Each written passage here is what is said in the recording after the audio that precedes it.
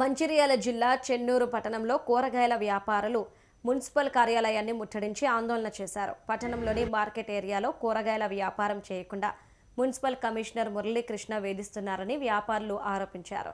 ఇక గత ప్రభుత్వంలో అసంపూర్తిగా నిర్మించిన ఎలాంటి మౌలిక సదుపాయాలు లేని ఇంటిగ్రేటెడ్ మార్కెట్ వద్ద మాత్రమే కూరగాయల విక్రయాలు కొనసాగించాలని తమపై ఒత్తిడి తెస్తూ మున్సిపల్ అధికారులు ఆదేశాలు జారీ చేస్తున్నారని వ్యాపారులు ఆగ్రహం వ్యక్తం చేశారు. అక్కడ తాగునీరు, మరుగుదొడ్లు, షెడ్లు, భద్రత వంటి కనీస సౌకర్యాలు కూడా లేవని ఆవేదన వ్యక్తం చేశారు. తమకు అవసరమైన మౌలిక సదుపాయాలు కల్పించిన తర్వాతనే ఇంటిగ్రేటెడ్ మార్కెట్కు తరలిస్తామని డిమాండ్ చేశారు.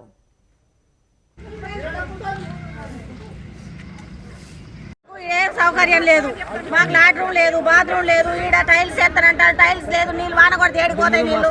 అంత మడుగు అవుతుంది. ఎట్లా కూర్చుంటాం చెప్పండి మరి.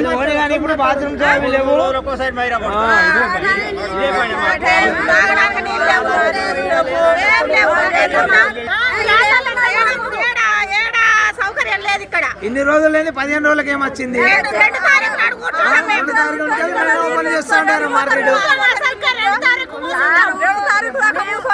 చెన్నూరు ముచ్చిన సొంతి రాగి చెట్టు ఇవాళ మమ్మల్ని ఎత్తికి బొడుగు రాళ్ళ తోలుతామే పారబడతగిస్తామా నీళ్ళు అయితే మేము ఏడిపోతాం. కిలో కూర్చుంటే కిలో 100 మంది ఏడికి పోవాలి.